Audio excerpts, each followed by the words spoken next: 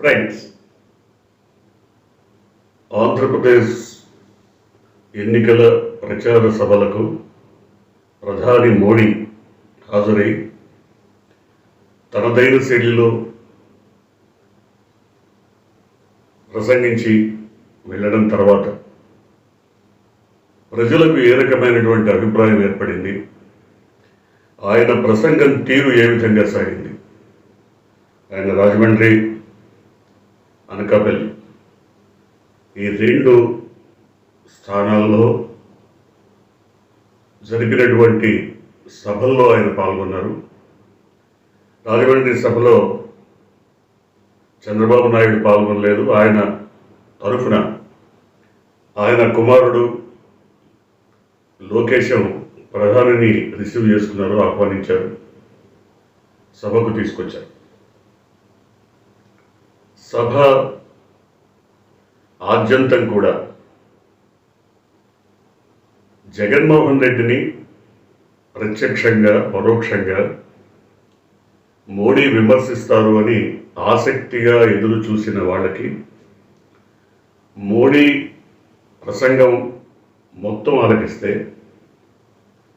Jaganmohan Reddy పేరెత్తకుండా YCP ప్రభుత్వం, వైఎస్ఆర్సీపీ పాలన గురించి పరోక్షంగా విమర్శలు చేయటం కొంత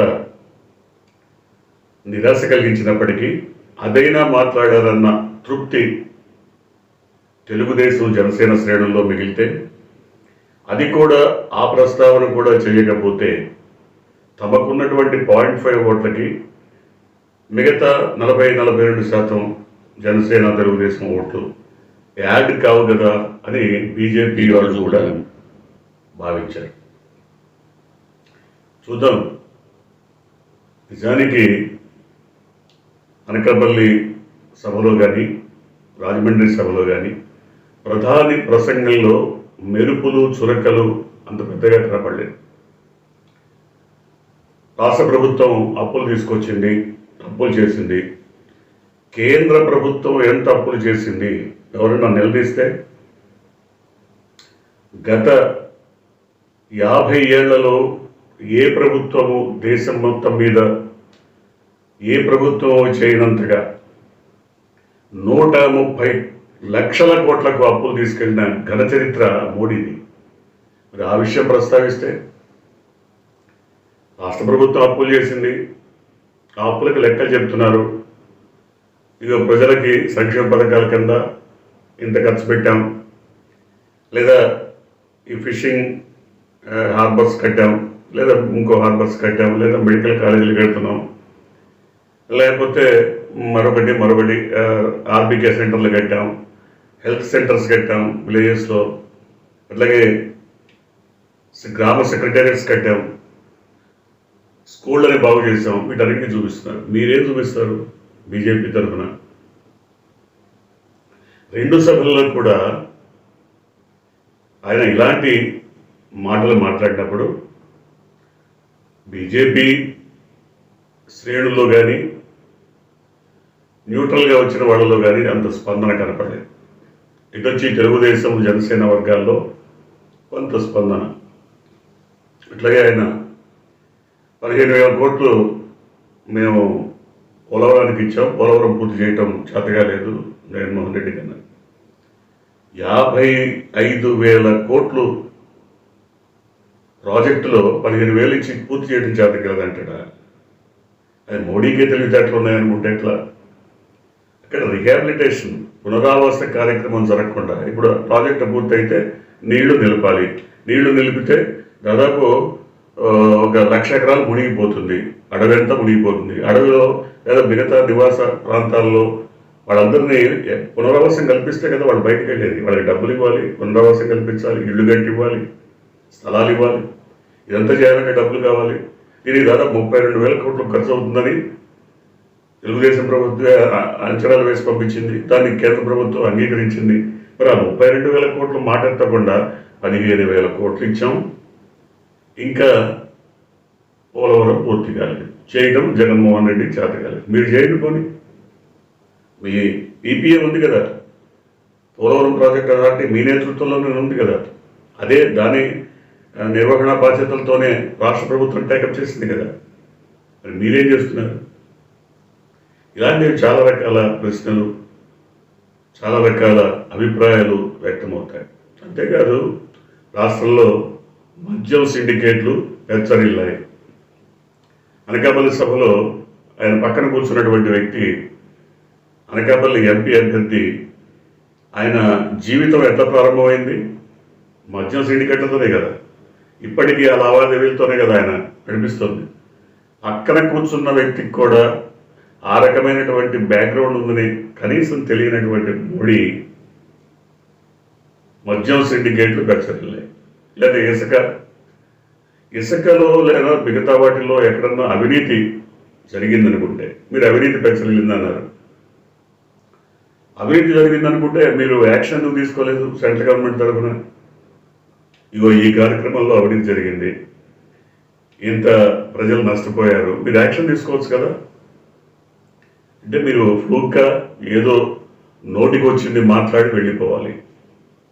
అట్లాగే చంద్రబాబు నాయుడు ఉమ్మడి ఆంధ్రప్రదేశ్ ముఖ్యమంత్రిగా ఉన్నప్పుడు బ్రహ్మాండమైన పాలన అందించాడు. Okay, excellent. ఆయన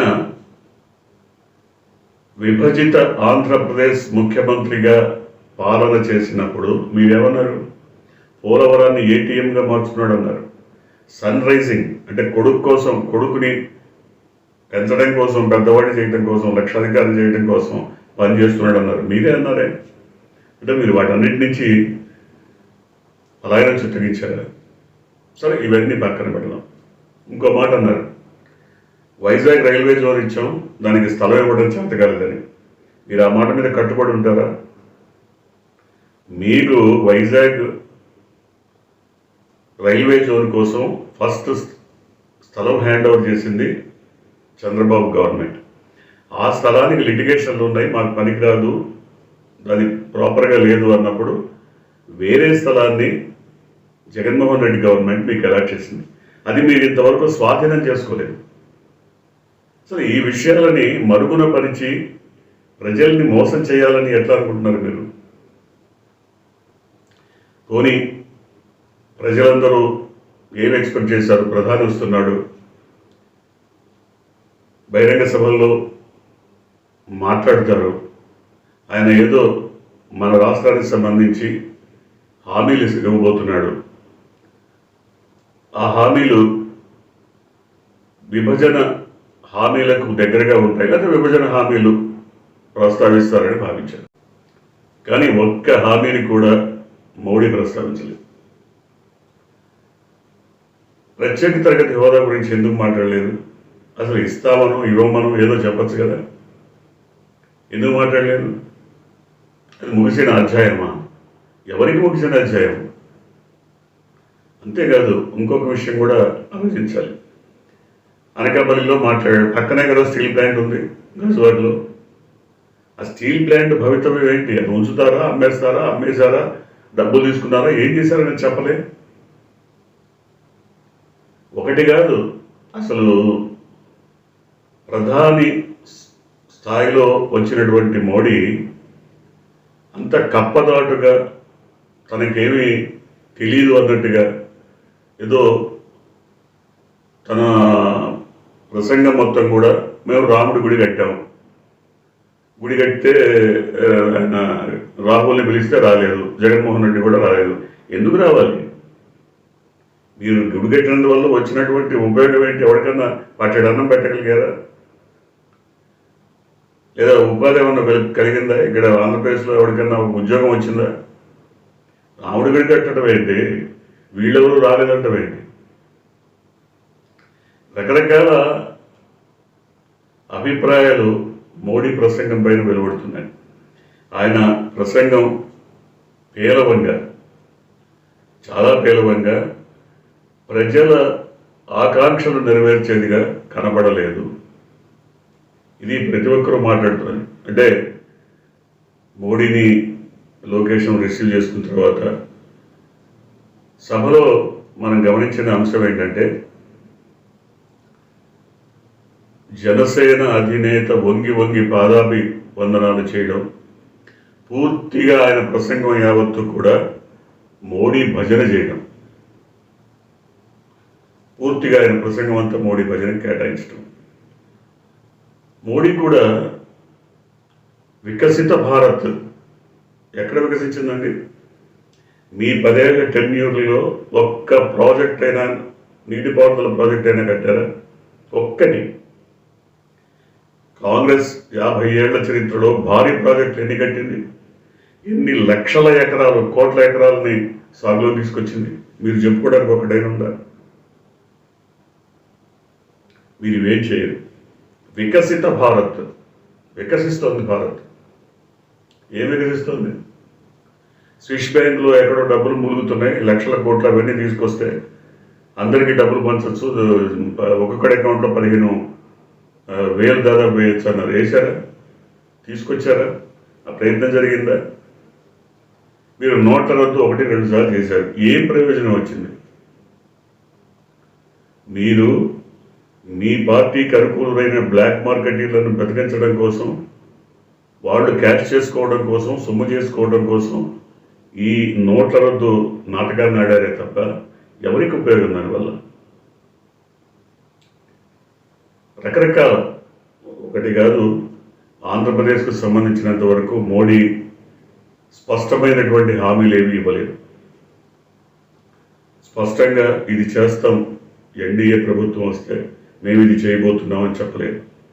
పైగా హార్బర్లకు లేకపోతే మెయిన్ సిటీస్కు మేము ఏదో హైవేలు కలుపుతాం, లింక్ రోడ్లు వేస్తామని. అసలు ఆ హార్బర్స్ కడుతున్నది ఎవరు? అది చెప్పడు. ఇక్కడ డెవలప్మెంట్ లేదు అంటాడు ఆయన. కానీ హార్బర్స్ కడుతున్నది ఎవరు? మెడికల్ కాలేజీలు కట్టింది ఎవరు? ఇంకా మాకు కొన్ని మెడికల్ కాలేజీలు కన్స్ట్రక్షన్లో ఉన్నాయి. ఇవన్నింటి గురించి ఆయన ప్రస్తావించడం. మేము వాటి మధ్య లింక్ రోడ్లు వేస్తాం, ఆ రోడ్లకి డబ్బులు ఖర్చు పెడతాం అంటాడు. వీడు ఒక ఏర్పాటైతే కదా లింక్ రోడ్లు వేసేది.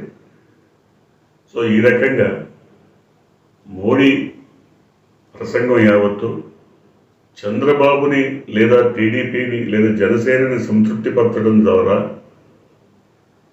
వారి ఆ 2 పార్టీలకు సంబంధించినటువంటి ఏదో 42, 43, 45% ఓట్లని, తమకున్నది 0.5% కాబట్టి ఆ ఓట్లని తమ సొంతం చేసుకోవడం కోసం, అంటే ఓట్ల బదిలీ జరగడం కోసం, వారిని సంతృప్తిపరచడం కోసం మాట్లాడినట్టుగానే ఉంది తప్ప మోడీ సభలో కానీ, నిన్న అమిత్ షా జరిపినటువంటి సభలో కానీ ఎక్కడ రాష్ట్రానికి ఏదో మేలు జరుగుతుందని ఆశించిన వారందరికీ భంగపాటే ఎదురైంది. చూద్దాం దీని ద్వారా కూటమి లక్ష్యం నెరవేరుతుందా లేదా చూడాలి.